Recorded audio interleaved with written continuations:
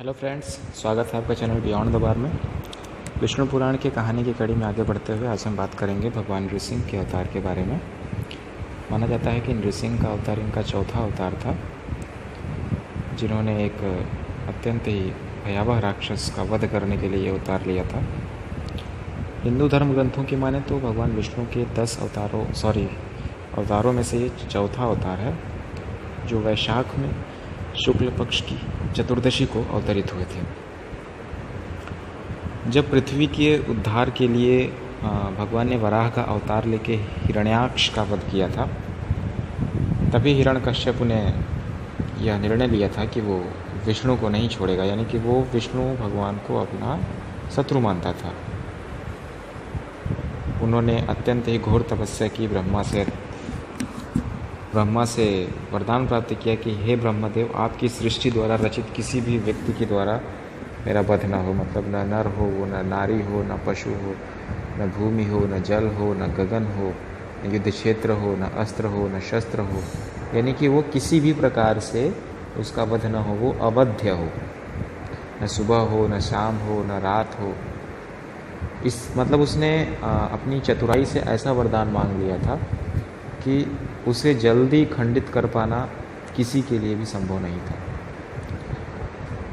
तो देवता एकदम निरुपाय हो गए थे, वो किसी भी प्रकार से असुरों को पराजित नहीं कर पा रहे थे। तो हिरण्यकश्यप के 4 पुत्र हुए, जिसमें से सबसे छोटे पुत्र हुए प्रहलाद, जो बहुत बड़े महात्मा हो गए। तो एक दिन चारों पुत्रों में से सबसे छोटे पुत्र प्रहलाद से पूछा गया कि बेटा तुझे क्या अच्छा लगता है।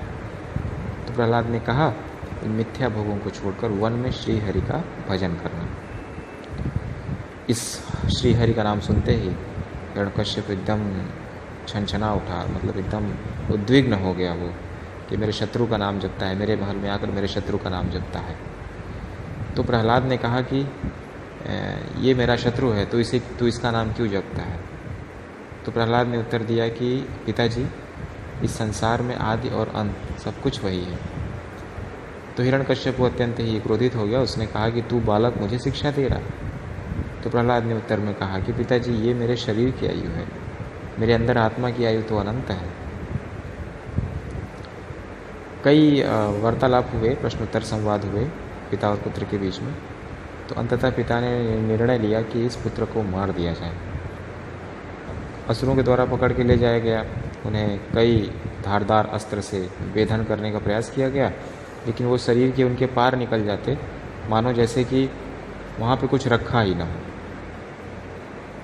मतलब वो अस्त्र शस्त्र उनके शरीर के ऐसे आर पार होते जैसे मानो वहाँ कुछ रखा ही ना हो।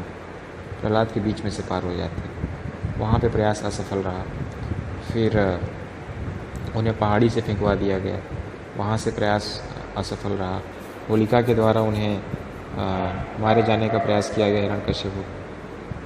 होलिका को वरदान था कि ब्रह्मदेव से कि अग्नि उसे नहीं छू पाएगी, परंतु होलिका ने जब अग्नि में लेकर प्रहलाद को बैठा अपनी गोद में, तो होलिका स्वयं जल गई, प्रहलाद बच गए। फिर होलिका ने विलाप किया, ब्रह्मदेव से कहा कि हे ब्रह्मदेव, आपका वरदान झूठा था। तो ब्रह्मदेव ने कहा, हे होलिका, मैंने यह वरदान तुझे अपनी रक्षा के लिए दिया था, न कि दूसरों का विनाश करने के लिए। तो इस प्रकार से होलिका का खात्मा हुआ। मतलब वो हर संभव प्रयास करके थक गया, पागल हाथी के सामने फेंका गया। गजराज ने उसे अपने मस्तक पर बैठा दिया, विषैले सर्पों के बीच छोड़ दिया गया। सभी सर्प उसके सामने लगे झूमने, नृत्य करने लगे। तो हर संभव प्रयास किया हिरण्यकश्यप ने, लेकिन वो असफल ही रहा, उसका परिणाम कुछ नहीं निकला।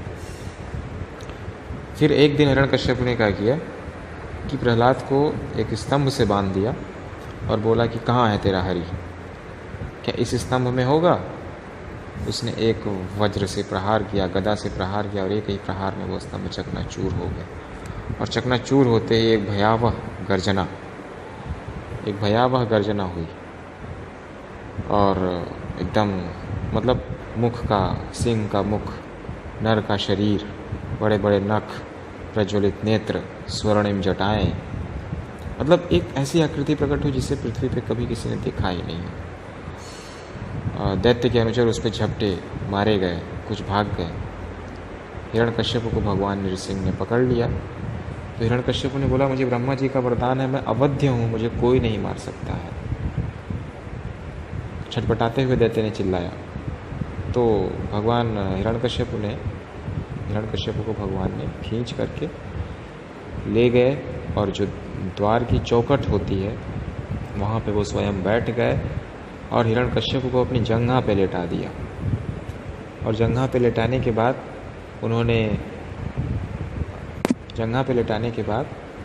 उन्होंने फिर आकाशवाणी हुई और हिरण्यकश्यप को बताया गया कि हे हिरण्यकश्यप, देख, तूने ब्रह्मा से ये वरदान मांगा था ना कि ना तू देव से मरे, ना तू दैत्य से मरे, ना तुझे नर मार सके, ना पशु मार सके, ना तेरी मृत्यु भवन में हो, ना तेरी मृत्यु भूमि हो, ना तेरी मृत्यु गगन में हो, ना तेरी मृत्यु युद्ध क्षेत्र में हो, ना तू रात में मरे, ना तू दिन में मरे। तो देख, ना रात है ना दिन है, ये संध्या काल है और ये रचना ब्रह्मा की सृष्टि द्वारा रचित नहीं है।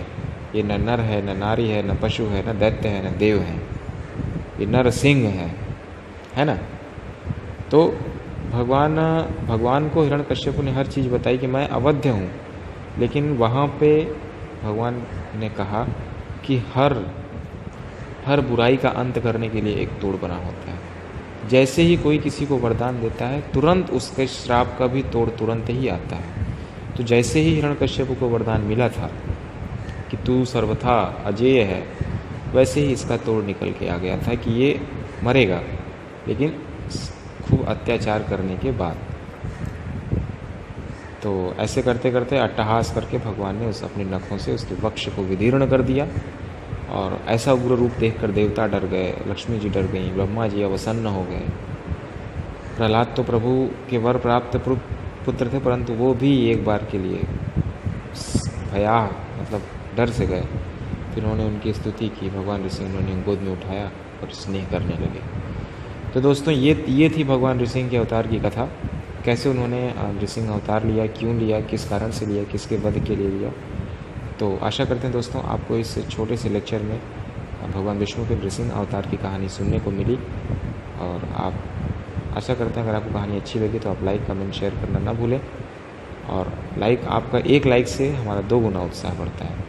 आगे फिर मिलेंगे किसी नई कड़ी के साथ, किसी नई कहानी के साथ। तब तक के लिए धन्यवाद।